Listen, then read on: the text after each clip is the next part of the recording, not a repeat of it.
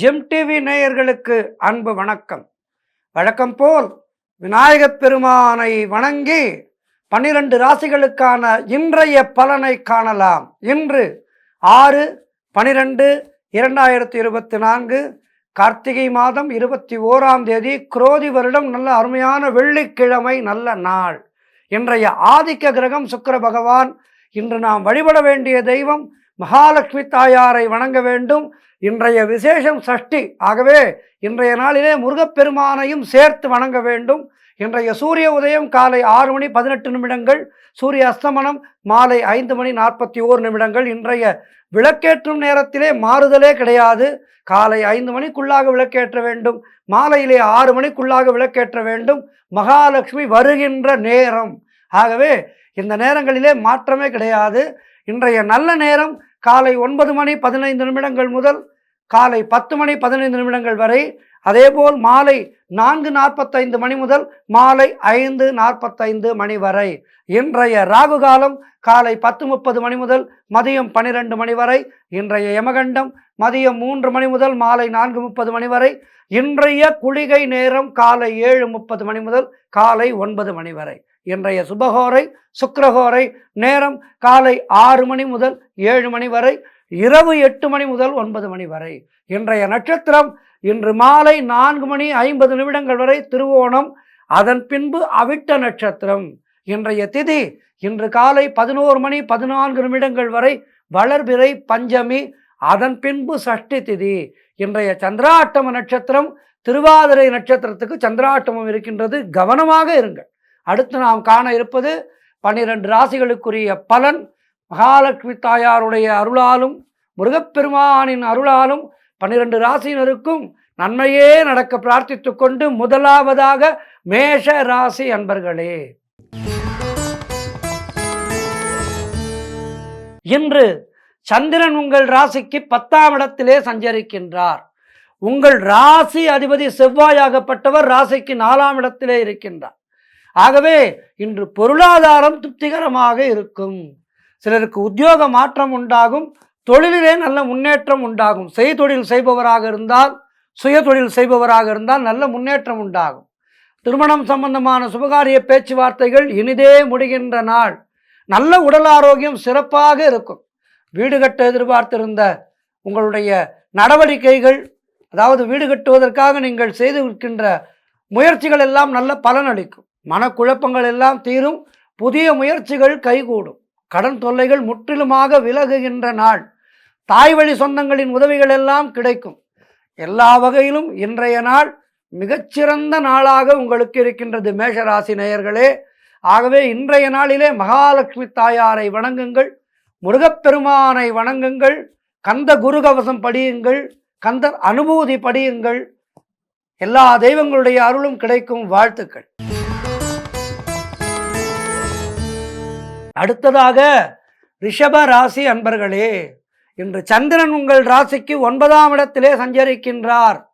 உங்கள் ராசி அதிபதி சுக்கிரன் ராசிக்கு 9ஆம் இடத்திலே இருக்கின்றார். இன்று தந்தை வழியிலே நல்ல ஆதாயம் உண்டாகின்ற நாள். தந்தை வழி சொந்தங்களின் மூலமாக ஏதேனும் பெரிய ஆதாயம் கிடைக்கும். சகல பாக்கியங்களும் கிடைத்து நல்ல சந்தோஷமாக இருக்கக்கூடிய நாளாக இன்றைய நாள் இருக்கின்றது. திருமணம் சம்பந்தப்பட்ட சுபகாரிய பேச்சுவார்த்தைகள் கைகூடி வரும். தை மாதம் ஜாதகத்தை எடுக்கலான்னு இருந்தோம், இப்போவே ஒரு நல்ல வரன் வந்துடுது. சரி, கார்த்திகை மாதம் தானே, எடுத்துடலாம், பார்க்கலான்னு நினைக்கிறோம் என்று பார்ப்பார்கள். இல்லத்திலே உடனடியாக நிச்சயதார்த்தத்துக்கு நேரம் குறித்து விடுவார்கள். அப்படி ஒரு சுபகாரிய பேச்சுவார்த்தைகளிலே அவ்வளவு ஒரு சுறுசுறுப்பாக இருக்கும். சீக்கிரமாக நல்ல முகூர்த்த நாளே முடிவு செய்து விடுவார்கள். ஆக அப்படிப்பட்ட சுபகாரிய பேச்சுவார்த்தைகள் எல்லாம் இனிதே முடிகின்ற நாள். புதிய தொழில் தொடங்கும் முயற்சிகள் வெற்றியை தரும். காரிய தடைகள் எல்லாம் விலகி உங்களுடைய செயல்பாடுகள் எல்லாம் அதீத வெற்றியை தருகின்ற நாள். அலுவலகத்திலே பதவி உயர்வு, சம்பள உயர்வு சந்தோஷத்தை தரும். சிலருக்கு குழந்தை பாக்கியம் உண்டாகும். நீங்கள் நினைத்தது அனைத்தும் நல்லபடியாக நடக்கக்கூடிய அற்புதமான நாள். எதிர்பார்த்த பணம் கைக்கு வரும்.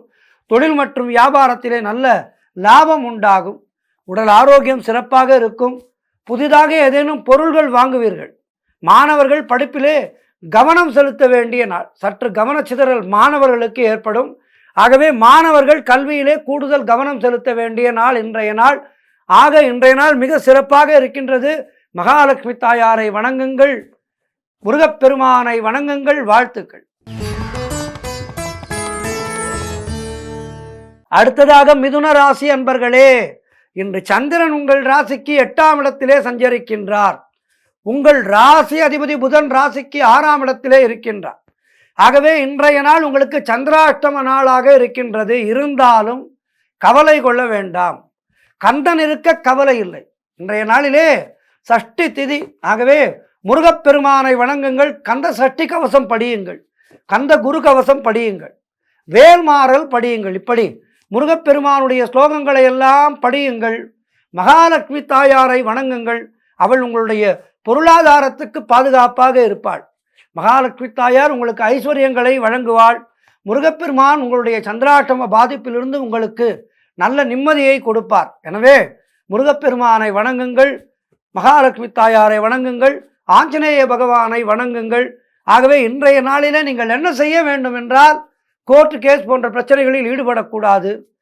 நீங்கள் கடன் கொடுக்கக்கூடாது, கடன் வாங்கவும் கூடாது. வேலை செய்யும் இடத்திலே மற்றவரை பற்றி எதுவுமே பேசக்கூடாது. புறம் பேசுதல் கூடாது. தேவையில்லாத பயத்தை தவிர்க்க வேண்டும். பயமே நமக்கு பாதி எதிரி. ஆகவே தைரியத்தை வரவழைத்துக் கொள்ளுங்கள்.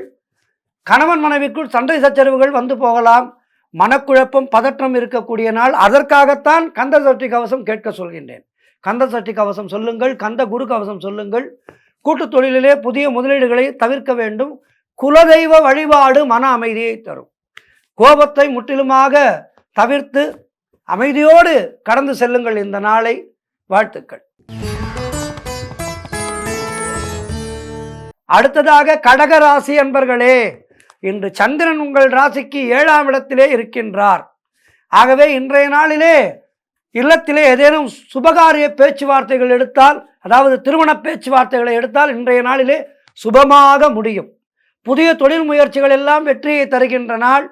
கணவன் மனைவிக்குள் இருந்து வந்த சண்டை சச்சரவுகள் எல்லாம் தீரும். நண்பர்கள் மூலம் நல்ல அனுகூலம் உண்டாகும். உறவினர்களோடு நல்ல ஒரு கருத்தொற்றுமை ஏற்படும். மனம் மிகவும் உற்சாகமாக காணப்படக்கூடிய அற்புதமான நாள். வீடு, வண்டி, வாகன யோகம் உண்டாகும். செய்யும் செயலிலே பெயரும் புகழும் கிடைக்கும். அலுவலகத்திலே சம்பள உயர்வு, பதவி உயர்வு கிடைக்கும். சிலருக்கு புதிய வேலை வாய்ப்புகள் உண்டாகும். நீங்கள் வேலை தேடி கொண்டிருப்பவராக இருந்தால் இன்றைய நாளிலே முயற்சி செய்யுங்கள். நிச்சயம் வேலை கிடைக்கும், நல்ல வேலை கிடைக்கும். தொழிலில் நல்ல லாபம் கிடைக்கின்ற நாள். நினைத்த காரியங்கள் எல்லாம் நல்லபடியாக நடக்கக்கூடிய அற்புதமான நாள்.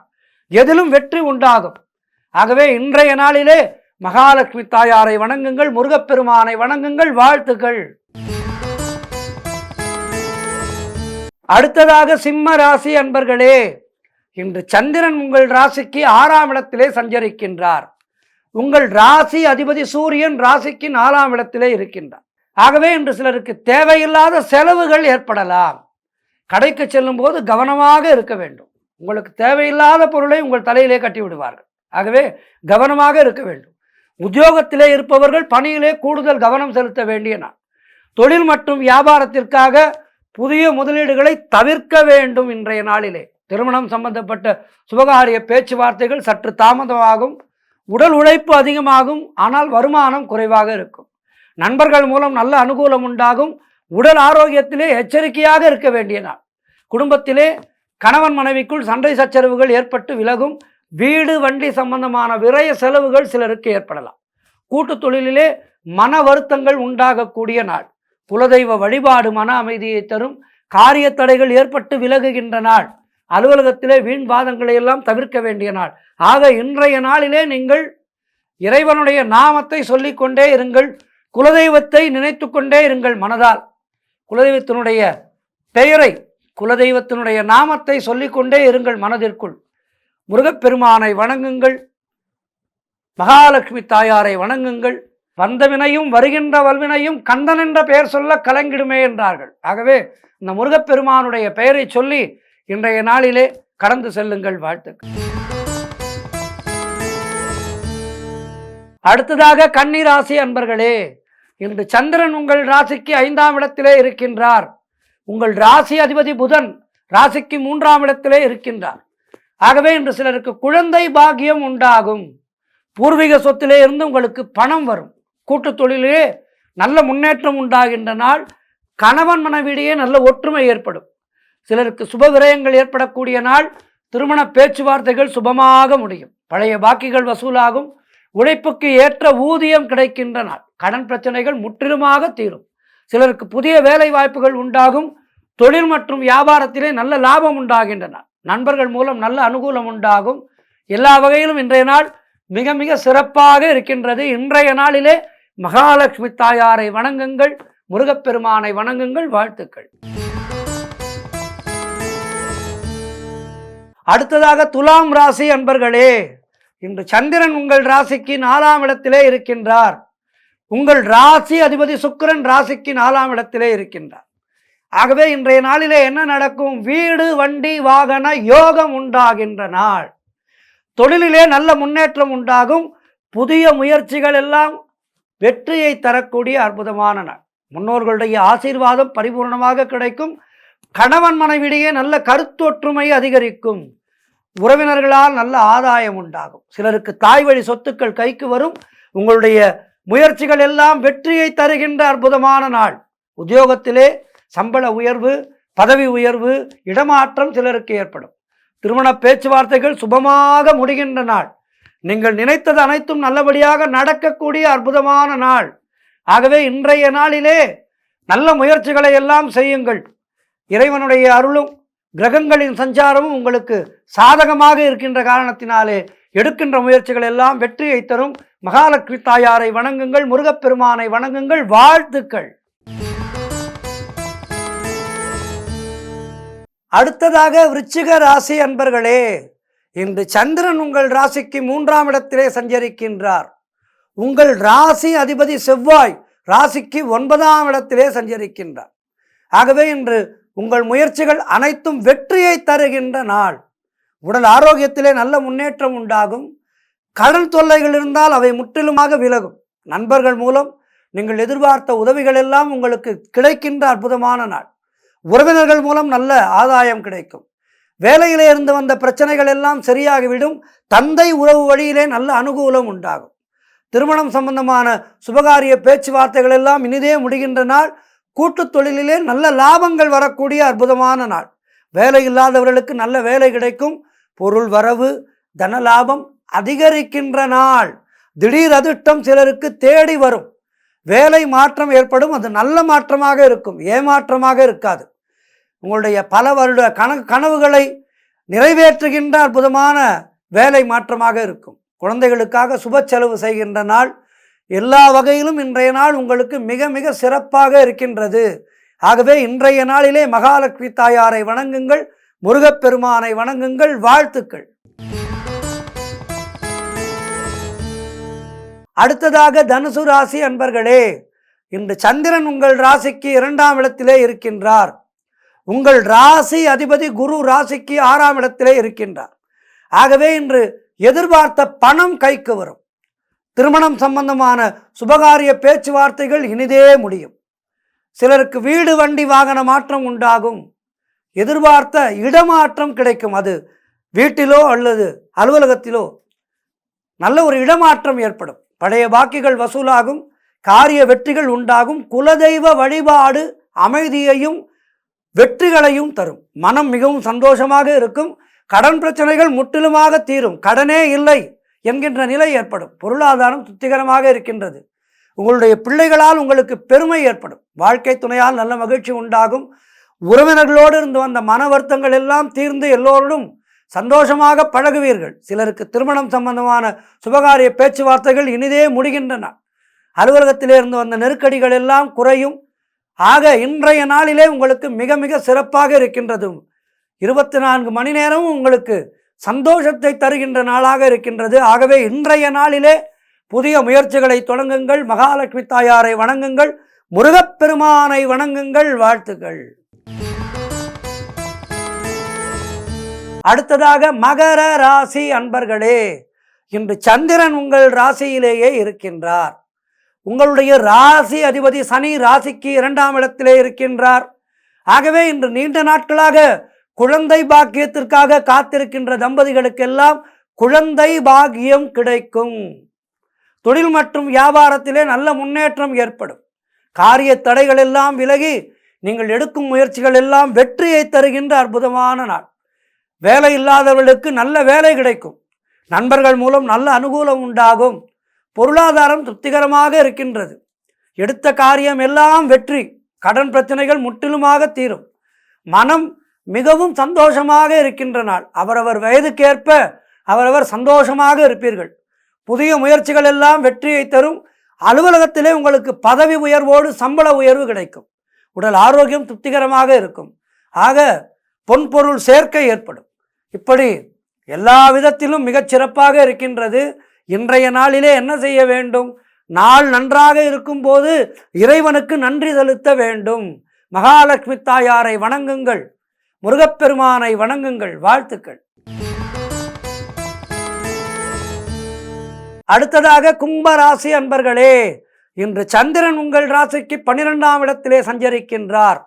உங்கள் ராசி அதிபதி சனி ராசியிலேயே இருக்கின்றார். ஆகவே இன்று கொடுத்த வாக்கை காப்பாற்ற முடியாத சூழ்நிலைகள் ஏற்படலாம்.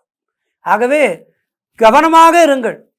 மனதை சஞ்சலத்திற்கு உள்ளாக்கி கொள்ளாதீர்கள். அலுவலகத்திலே வேலை பளு அதிகமாக இருக்கும். பொருளாதாரம் நெருக்கடியாக இருக்கின்றது. உடல் ஆரோக்கியத்திலே மிகுந்த கவனம் தேவை.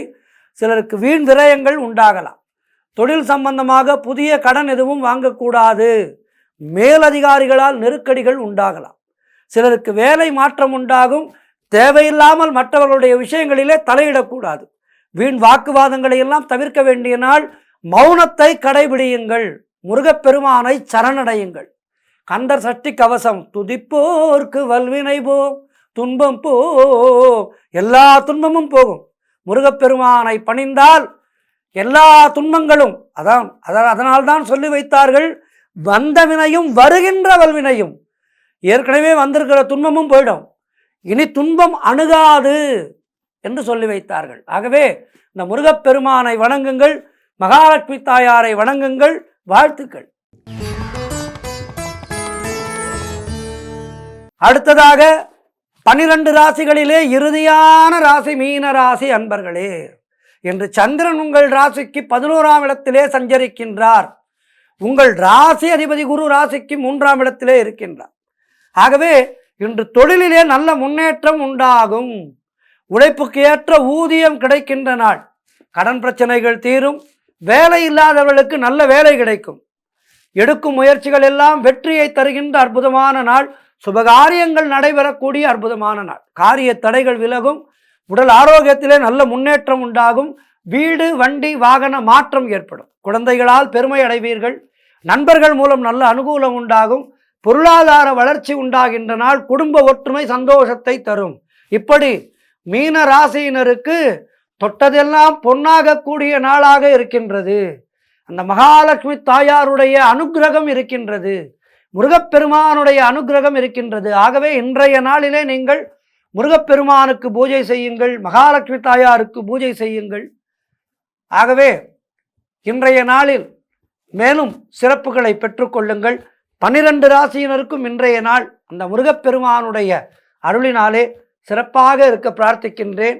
இன்றைய ஆன்மீக தகவல். இன்றைக்கு நாம் திருக்கடையூர் கோவில் பற்றி தெரிந்து கொள்ள இருக்கின்றோம். நாகை மாவட்டத்திலே மயிலாடுதுறையில் இருந்து தரங்கம்பாடி செல்லும் வழித்தடத்திலே சுமார் 23 கிலோமீட்டர் தொலைவிலே உள்ளது கடவூர், திருக்கடவூர், வீரட்டம், கடபுரி, வில்வாரண்யம், பிரமநந்தித்தலம், பாப விமோசன புண்ணிய வர்த்தம், பிஞ்சிலாரண்யம் என்ன பல்வேறு பெயர்களை உடைய திருக்கடையூர் அற்புதமான ஒரு க்ஷேத்திரம். மார்க்கண்டேயருக்காக இத்தலத்து ஈசன் யமனையே எட்டி உதைத்து தள்ளியதால் இத்தலம் அட்டவீரட்ட தலங்களுள் ஒன்றாக கருதப்படுகின்றது. பிரம்மா இத்தலத்திலே உபதேசம் பெற்றதாக புராணம் சொல்கின்றது. ஆதியிலே இத்தலத்தின் தலவிருட்சமாக வில்வம் இருந்திருக்கின்றது.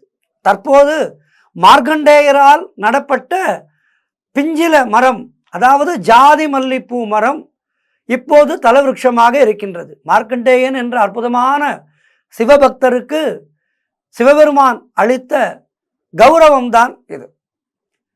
இத்தலத்திலே அமிர்த தீர்த்தம், சிவகங்கை தீர்த்தம் என 2 தீர்த்தங்கள் உள்ளது. அதேபோல் திருமால், பிரம்மன், மார்க்கண்டேயர், அகத்தியர், யமன், புலஸ்தியர், துர்க்கை, வாசுகி, சப்த கன்னிகள் இத்தலத்திலே வழிபட்டு பேறு பெற்றுள்ளனர் என்பது சிறப்பு.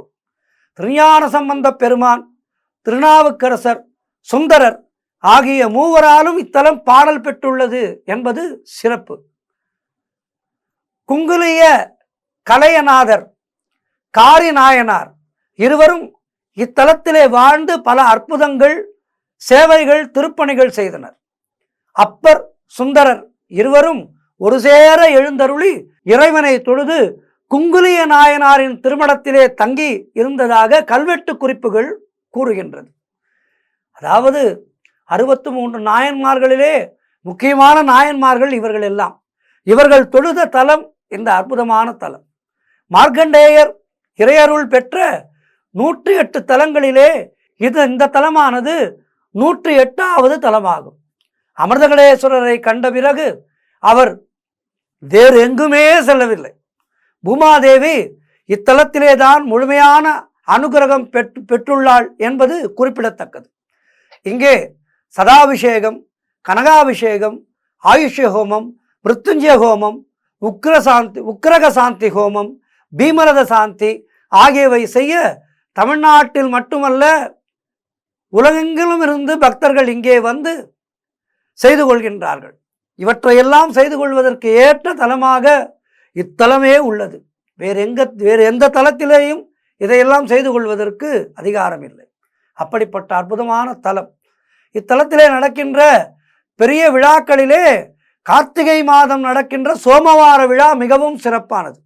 சோமவாரத்திலே, அதாவது கார்த்திகை சோமவாரத்திலே 1008 சங்காபிஷேகம் நடப்பதை காண கண்கோடி வேண்டும்.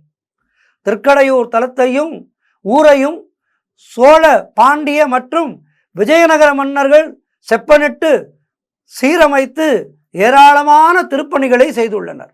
அது பற்றிய குறிப்புகள் எல்லாம் ஆலயம் முழுவதும் உள்ள 54 கல்வெட்டுகளிலே இடம்பெற்றுள்ளது. சிலப்பதிகாரத்திலே வருகின்ற மாதவியினுடைய வீடு திருக்கடையூரில் தேரோடும் வீதியில் அமைந்திருந்ததாக பாடல்கள் சொல்கின்றது. சிலப்பதிகாரத்திலே வருகின்ற மாதவியினுடைய வீடு திருக்கடையூரில் தேரோடும் வீதியில் அமைந்திருந்ததாக பாடல்கள் சொல்கின்றது. ஆனால் மாதவி வாழ்ந்த வீடு என்று எந்த ஒரு வீட்டையும் சுட்டிக்காட்ட இயலவில்லை. திருக்கடையூர் அமிர்தகடேஸ்வரர் ஆலயம் திராவிட கட்டிடக்கலையின் பின்பற்றி கட்டப்பட்டுள்ளது. தேவார பாடல் பெற்ற காவிரி தென்கரை தலங்களிலே இத்தலம் 47வது தலமாக போற்றப்படுகின்றது. திருக்கடையூர் ஆலயம் அற்புதமான ஆலயம். இந்த ஆலயத்தை தரிசிக்க நாம் காலை 6 மணி முதல் மதியம் 1 மணி வரை தரிசனம் செய்யலாம். அதே போல மாலை 4 மணி முதல் இரவு 9 மணி வரையில் சன்னதி திறந்திருக்கும். ஆகவே மிகச்சிறந்த பரிகாரத்தலமான திருக்கடையூர் தலத்தை எல்லோரும் தரிசித்து வாழ்க்கையிலே எல்லா வளமும் நலமும் பெற்று, முக்கியமாக ஏதேனும் நமக்கு உடல் உபாதைகள் இருந்தால் அந்த உடல் உபாதைகள் திருக்கடையூர் சென்று தரிசிக்க நமக்கு உடல் உபாதைகள் தீர்ந்து நல்ல ஆரோக்கியம் கிடைக்கும் என்பது உறுதி. ஆகவே எல்லாம் வல்ல எம்பெருமானை, ஈஸ்வரனை இந்த கார்த்திகை மாதத்திலே திருக்கடையூர் சென்று தரிசிப்போம். வாழ்விலே எல்லா வளமும் நலமும் பெற்று வாழ்வோம். ஓம் நம சிவாயா, ஓம் நம சிவாயா, ஓம் நம சிவாயா.